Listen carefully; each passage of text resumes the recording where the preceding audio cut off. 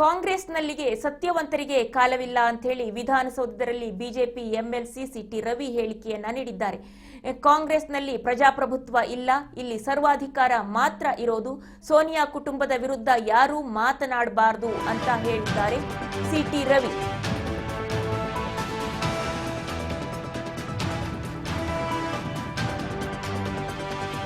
ವಿಧಾನಸೌಧದಲ್ಲಿ BJP MLC city Ravi ಹೇಳಿಕೆ. ಕಾಂಗ್ರೆಸ್ನಲ್ಲಿ ಪ್ರಜಾಪ್ರಭುತ್ವ ಇಲ್ಲ, ಅಲ್ಲಿ ಸರ್ವಾಧಿಕಾರ ಮಾತ್ರ ಇರೋದು ಅಂತ ಕಿಡಿಕಾರಿದ್ದಾರೆ. ಸೋನಿಯಾ ಕುಟುಂಬದ ವಿರುದ್ಧ ಯಾರೇ ಮಾಡಿದ್ರು ಕೂಡ ಅವರಿಗೆ ಪನಿಷ್ಮೆಂಟ್ ಕಟ್ಟಿಟ್ಟ ಬುತ್ತಿ ಅಂತ ಹೇಳಿದ್ದಾರೆ. ಕಾಂಗ್ರೆಸ್ನಲ್ಲಿ ಸತ್ಯ ಮಾತಾಡೋ ಹಾಗಿಲ್ಲ ಅಂತ ಬಿಜೆಪಿ ಎಂಎಲ್ಸಿ ಸಿಟಿ ರವಿ ವಿಧಾನಸೌಧದಲ್ಲಿ ಹೇಳಿದ್ದಾರೆ. ಕೆಎನ್ ರಾಜಣ್ಣ ಸಹಕಾರಿ ಸಚಿವರು ರಾಹುಲ್ ಗಾಂಧಿಯವರು ಚುನಾವಣಾ ಆಯೋಗದ ಮೇಲೆ ಪ್ರಧಾನಮಂತ್ರಿಯವರ ಮೇಲೆ ಒಂದು ಆರೋಪ ಮಾಡಿದ್ರು. ಆ ಆರೋಪ ಕುರಿತಾಗಿ ಅವರು ಸತ್ಯವನ್ನು ಹೇಳಿದರು. ನೋಡಿ, ನಮ್ಮದೇ ಸರ್ಕಾರ ಇದೆ, ಕರಡು ಪ್ರತಿ ಎಲ್ರಿಗೂ ಕೊಟ್ಟಿರ್ತಾರೆ. % ಬೂತ್ ಲೆವೆಲ್ ಆಫೀಸರ್ಸು ರಾಜ್ಯ ಸರ್ಕಾರದ ಆಧೀನದಲ್ಲಿರ್ತಕ್ಕಂಥ ಶಿಕ್ಷಕರು ಇರ್ತಾರೆ. ಇನ್ನು 10% ಕಂದಾಯ ಇಲಾಖೆ ಅಧಿಕಾರಿಗಳು, ಅಂಗನವಾಡಿ ಶಿಕ್ಷಕಿಯರು ಅಥವಾ BBMP ಅಧಿಕಾರಿಗಳು ಇರ್ತಾರೆ. ಇವರೆಲ್ಲರೂ ಯಾರ ಆಧೀನದಲ್ಲಿ ಬರ್ತಾರೆ? ರಾಜ್ಯ ಸರ್ಕಾರದ ಆಧೀನದಲ್ಲಿ ಬರ್ತಾರೆ. ನಾವೇನಾದ್ರು ಚುನಾವಣಾ ಆಯೋಗಕ್ಕೆ ಆರೋಪ ಹೊರಿಸಿದ್ರೆ, ಪ್ರಧಾನಮಂತ್ರಿಗಳಿಗೆ ಆರೋಪ ಹೊರಿಸಿದ್ರೆ, ಅವರೆಲ್ಲರ ನಿಯಂತ್ರಣ ಯಾರ ಕೈಲಿರುತ್ತೆ? ಅವರೆಲ್ಲರ ನಿಯಂತ್ರಣ ರಾಜ್ಯ ಸರ್ಕಾರದ ಕೈಲಿರುತ್ತೆ. ನಮಗೆ ತಿರುಗುಬಾಣ ಆಗುತ್ತೆ ಅನ್ನುವಂಥ ಮುನ್ನೆಚ್ಚರಿಕೆಯ ಮಾತನ್ನ ರಾಜಣ್ಣ ಹೇಳಿದ್ರು. ಆ ಮುನ್ನೆಚ್ಚರಿಕೆಯ ಮಾತನ್ನು ಹೇಳಿದ ಪರಿಣಾಮ ಕಾಂಗ್ರೆಸ್ ಹೈಕಮಾಂಡು ಅವ್ರ ಮಂತ್ರಿ ಸ್ಥಾನದಿಂದ ಕಿತ್ತಾಕೋ ಕೆಲಸ ಮಾಡ್ತಾರೆ.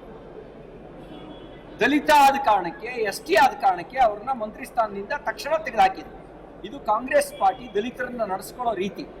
ಇದು ಕಾಂಗ್ರೆಸ್ ಪಾರ್ಟಿ ಸತ್ಯ ಹೇಳಿದವ್ರನ್ನ ನಡೆಸ್ಕೊಳ್ಳೋ ರೀತಿ. ಈ ಕಡೆಗೆ ಬೆಟ್ ತೋರಿಸಿದ್ರೆ ಆರೋಪ ನಮ್ಮ ಕಡೆಗೆ ತಿರುಗುತ್ತೆ ಅನ್ನುವ ಮಾತನ್ನ ಅವ್ರು ಹೇಳಿದ್ರು. ಚುನಾವಣಾ ಆಯೋಗದ ಮೇಲಿನ ಆರೋಪ ಹಾಸ್ಯಾಸ್ಪದ ಅನ್ನುವ ರೀತಿಯಲ್ಲಿ ಮಾತಾಡಿದ್ರು. ಆ ಸತ್ಯ ಹೇಳಿದ್ದಕ್ಕೆ ರಾಜಣ್ಣವರ ತಲೆದಂಡ. ಆ ಮೂಲಕ ಕಾಂಗ್ರೆಸ್ ಪಾರ್ಟಿ ಒಂದು ಸಂದೇಶ ಕೊಡ್ತು, ಇಲ್ಲಿ ಪ್ರಜಾಪ್ರಭುತ್ವ ಇಲ್ಲ, ಇಲ್ಲಿರೋದು ಸರ್ವಾಧಿಕಾರ ಮಾತ್ರ. ಯಾರು ಕೂಡ ಸೋನಿಯಾ ಗಾಂಧಿ ಕುಟುಂಬದ ವಿರುದ್ಧ ಮಾತಾಡಬಾರ್ದು. ಅವರು ಸುಳ್ಳು ಆರೋಪ ಮಾಡಿದ್ರು ಕೂಡ ನೀವು ಗೋಣ ಅಲ್ಲಾಡಿಸ್ಬೇಕು, ಬಡವ ಮಡಗದಂಗೆ ಇರುವಂತಿರ್ಬೇಕು. ಅದರಲ್ಲೂ ನೀವು SC ST ಆದ್ರೆ ನಾವು ಹೇಳ್ದಂಗೆ ಕೇಳಬೇಕು. ಈಗ ST ನಾಯಕ ಆದ ಕಾರಣಕ್ಕೆ ರಾಜಣ್ಣನ ರಾಜೀನಾಮೆ ತಕ್ಷಣ ತಗೊಂಡ್ರು.